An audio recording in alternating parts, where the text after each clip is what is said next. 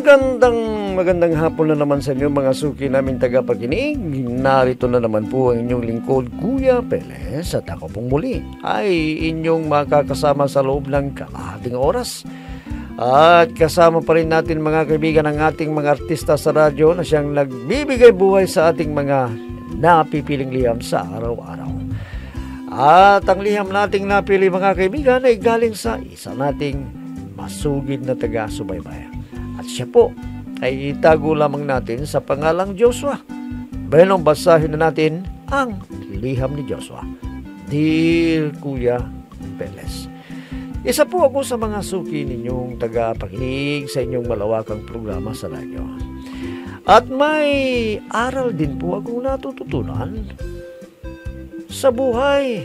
At ang buong akala ko, Kuya, mananatili lamang akong taga-pakinig sa inyo.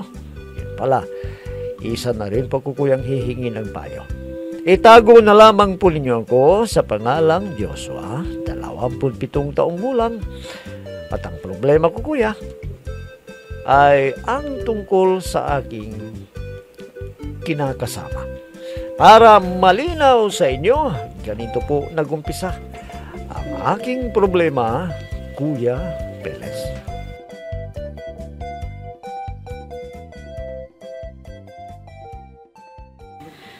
Siguro naman, Joshua, hindi naligin sa iyo ang mga pinagdaanan ko.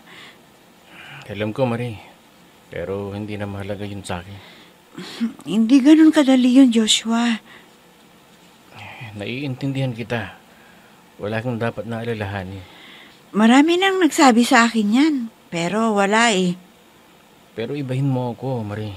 Iba ako. Alam mo, napakagandang pakinggan ng mga sinabi mo na tanggap mo kahit sa anong nangyari sa akin. Pero sanay na ako dyan eh. Gaya ng sabi ko sa'yo, gagawin ko ang lahat para lang lumigaya ka. Joshua? Maniwala ka sa akin. Naniniwala naman ako. Ang inaalala ko lang yung mga magulang mo. Wala na akong ama. Matagal nang patay. Nanay ko lang kasama ko ngayon. Kaya wala kang dapat na ipag-alala. Bigyan mo pa sana ako ng konting panahon para mapag-isipan ang mga sinasabi mo. Sige. Gagalang ko ang desisyon mo. At makapaghihintay ako. Salamat kung ganun, Joshua. At naiintindihan mo ako. Mahal kita. Kaya lahat gagawin ko. Mahal na mahal kita, Marie.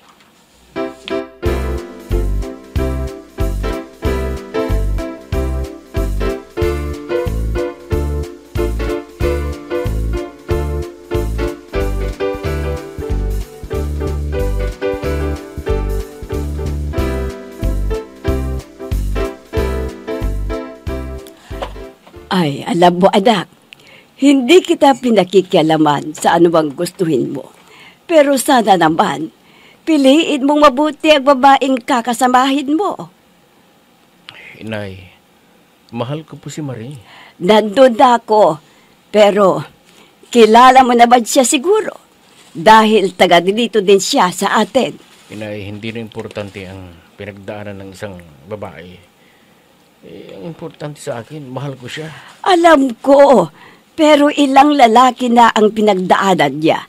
Ni isa, walang nagpakasal sa kanya. Inay, sa kanya ko po nakita ang hinahanap ko sa isang babae. Ay, anak, pinaalalahanan lang kita. Kung yan ang gusto mo, ikaw ang masusunod. Salamat at naiintindihan niyo ako, Inay. Alam mo, anak, kung saan ka masaya, susuportahan kita dahil mahal kita. Maraming salamat po, Inay. Salamat po.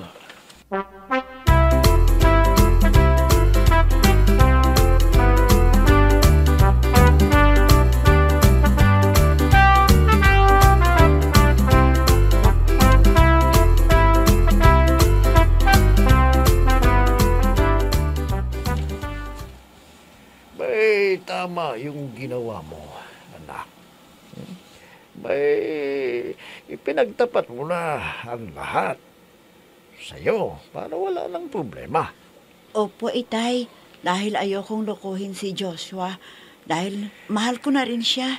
Ay, alam mo, kilala ko rin niyang si Joshua. Abay, mabait na tao yan. Alam niyo, Itay, ang inaalala ko lang, baka hanggang sa una lang yung nararamdaman niya para sa akin. Pero kapag nagtagal, magbabago din siya. Kaya nga, anak, mag-isipan mo mabuti ang gagawin mo, yung desisyon. Alam ko na hindi lingid sa kanya ang mga pinagdaanan mo. Ang sabi niya sa akin, tanggap niya lahat ang pinagdaanan ko. Ay, iyon naman pala eh.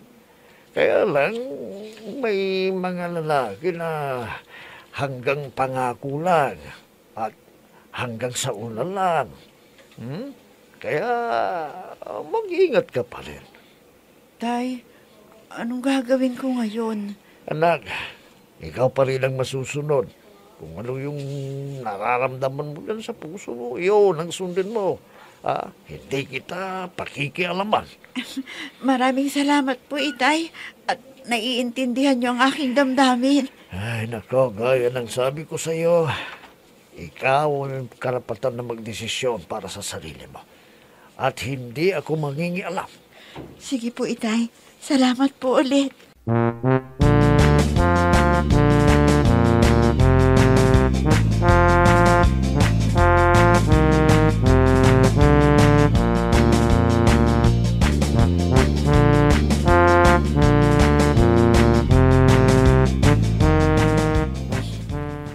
Salamat at pumayag ka na rin sa gusto kong mangyari, pare. Pumayag na ako dahil mahal din kita at sana wala akong pagsisisihan sa bandang huli. Hindi ka magsisisi. At yung anak mo, Marie, ituturing kong parang tunay na anak. Salamat sa iyo, Joshua. At tanggap mo ang aking karanasan. Oo, Marie. At mag-iipon ako para mapakasalan kita. Tama na muna itong ganito tayo. Magsasama lang tayo, Joshua. Bakit, Maria? Ayaw mo bang magpakasal sa akin? Gustong-gusto ko. Pero ang inaalala ko lang, baka may mga sabi ang mga magulang mo o kaya kamag-anak mo. Dahil may anak na ako sa ibang lalaki. Wala akong pakialam sa sasabihin ng mga tao o kaya kamag-anak ko. Ang importante, makakasal tayo. Sige, ikaw ang bahala. Ikaw lang naman kasi ang iniisip ko, Joshua.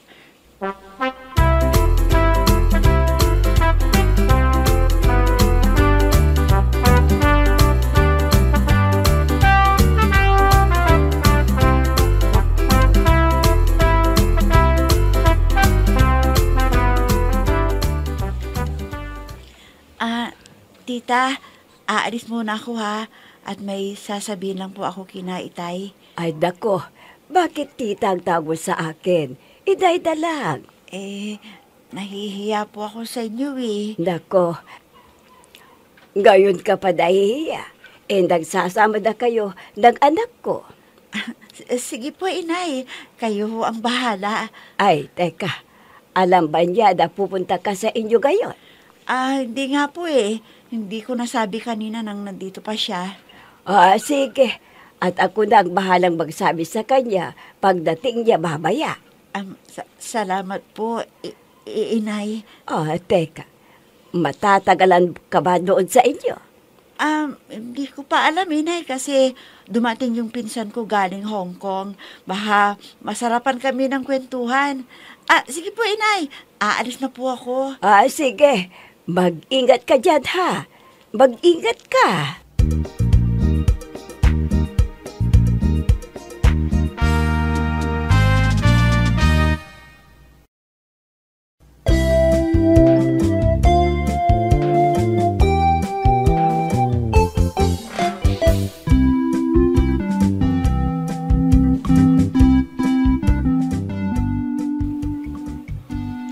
Sa pag-alis na yon ni Marikuya ay hindi ko pa alam na lihim pala nila o lihim silang nagkikita ng kanyang ama. At nagdahilan lamang siya, kuya, na uuwi sa kanila. At may dumating na pinsan niya galing sa ibang bansa. Yun pala kuya, ay nakikipagkita pa rin siya sa dati niyang nobyo. Minsan kuya ay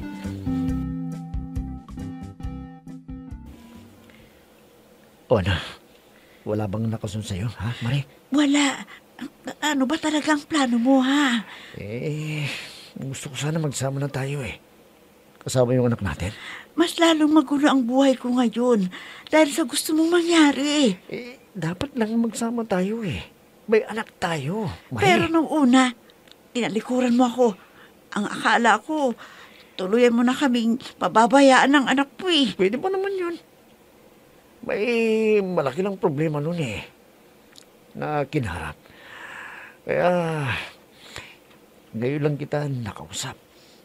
Pero mahal pa rin kita hanggang ngayon, Marie. Mahal din kita, Mike. Pero may bago na akong kinakasama. At yung anak natin, itinuring na rin niyang tunay na anak. Hindi pwede yun, Marie.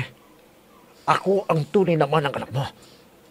Ako ang may karapatan sa kanya. Hindi siya. Pero siya ang tumanggap sa akin. Sa kabila ng ganito ang kalagayan Kahit ko. na. Ako pa rin ang tunay naman ng bata. Kaya magsasama na tayo. Ang inaalala ko kung papaano ako pag nagpakasal ako kay Joshua. Sa kabila ng ipinagtapat ko sa kanya, hindi siya nagdalawang isip na pakasalan ako. Hindi. Sasama ka sa akin. At tayo ang magsasama. Tayo, Marie.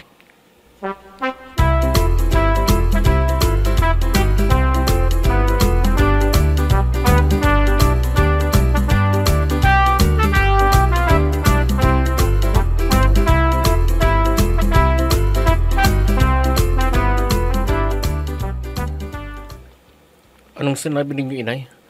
Umuwi sa kanila si Marie? Oo, at may sasabihin daw siya sa tatay niya. At isa pa, dumating pala ang pinsan niya galing ibang bansa.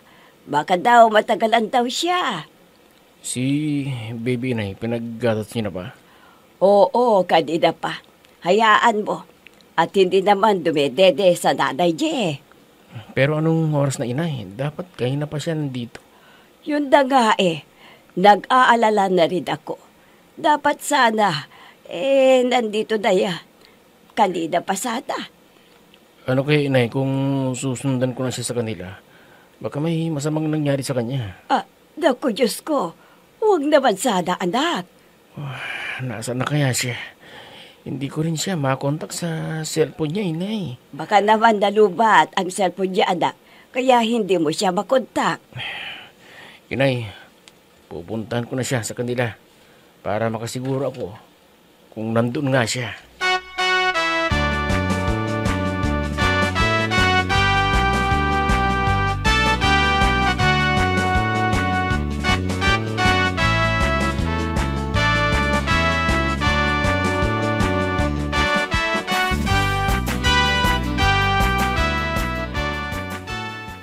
Itay, nandito ba si Marie? Ay, naku, Joshua. Kanina pa siya umalis Mga 3 oras na sigurong nakaalis. Ang sabi niya kasi may pinsan daw siyang nagbakasyon galing Hong Kong. Wala naman siyang pinsan nang galing Hong Kong bakit ba? Wala po ba, Itay? Oo. Sigurado ako na nagkikita pa sila ng Rico na yun na ama ng kanyang anak. Ay, Joshua, may sinasabi ka ba? Wala po, Itay. Ay, nako. Saan kaya nagpunta si Marie? At hanggang ngayon hindi siya ba bumabalik dito sa inyo? Iwan ko po, Itay. Sige po, alis na ako. At kung sakaling bumalik siya dito, pakisabi na galing ako dito, Itay. Sige, Joshua. Sasabihin ko sa kanya.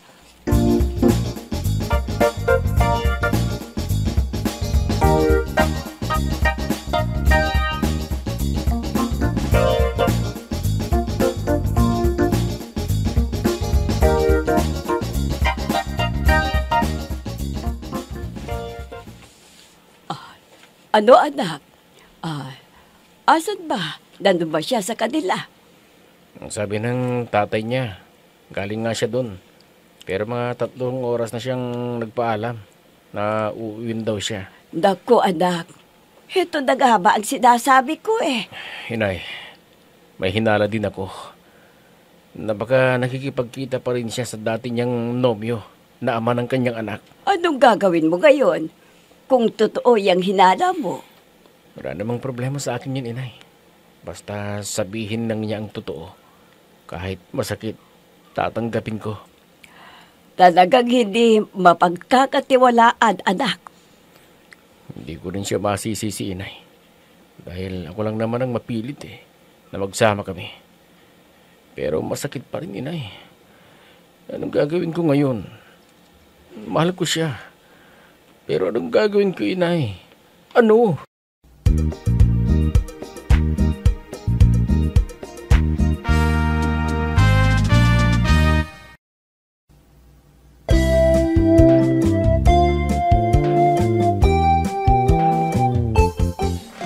Hindi ko alam, kuya, na patuloy pa rin ang kanilang pagkikita ng dating nobyo niya na si Mike. At hanggang ngayon ay hindi pa bumabalik sa akin si Marie. At ang kanyang anak, kuya, ay nandito pa rin sa akin hanggang ngayon. At ako ang nag-aalsikaso at nag-aalaga. Naguguluhan pa rin ako, kuya. Dahil sa maiksi naming pagsasamang dalawa, sobrang napamahal sa akin si Marie. Mahal ko po siya, kuya. At gagawin ko lahat para sa kanya. Pero hindi ko alam kung anong gagawin ko dahil hindi na siya nagpakita mula nang umalis siya. Ano po ba ang dapat kong gawin, kuya? Sana po matulungan niyo ako, kuya, sa aking inilapit na problema. Lubos na gumagalang Joshua. Alam mo, Joshua, saludo naman ako sa iyo dahil kahit na alam mo, may anak na si Marie, hindi maganda ang kanyang naging trabaho. Nung nakilala mo siya, talagang mahal mo siya at inalok mo pa rin siya ng kasal. Alam ko naman na minahal ka rin ni Marie, Joshua, dahil pinakita naman sa iyo na talagang mahal ka niya. Kaya lang, hindi mo rin maiaalis sa kanya na iba pa rin ang ama ng kanyang anak. Siguro, nangibabaw pa rin ang pinagsamahan nila ng kanyang dating nobyo at maaaring sila ay magkasama ngayon. Kung kaya't kahit na anong gawin mo na pag-aalam sa kanya, hindi mo siya matagpuan. Nagtatago na siguro. Kaya nga lang sabi mo, naiwan yung bata. At kahit hindi mo tunay na anak yan, ay mahal na mahal mo. Dahil na rin siguro sa pagmamahal mo kay Marie. Joshua, kung talagang hindi mo na makita si Marie, abay, huwag mo nang pilitin na hanapin. Alam mo, yung taong nagtatago, mahirap hanapin yan. Bigla na lamang lilitaw yan kapag hindi mo hinanap. At kapag nangyari yun, ewan ko kung talagang nandiyon pa rin yung pagmamahal mo sa kanya. Baka andyan yung anak niya. Pero naniniwala ako na balang araw, lilitaw siya at kukunin yung bata kapag nagkaayos na sila ng kanyang dating nobyo. Wala tayong magagawa dyan, Joshua. Bagamat minahal ka niya, aminin mo man sa hindi, may nauna sa'yo. At may anak sila. At yun na nagpapatibay sa kanilang pagsasama. Kulang nga lang kunin yung bata. Hintayin mo. Hindi magtatagal, kukulin yung bata sa iyo at wala kang magagawa dyan, Joshua, dahil hindi mo anak yan.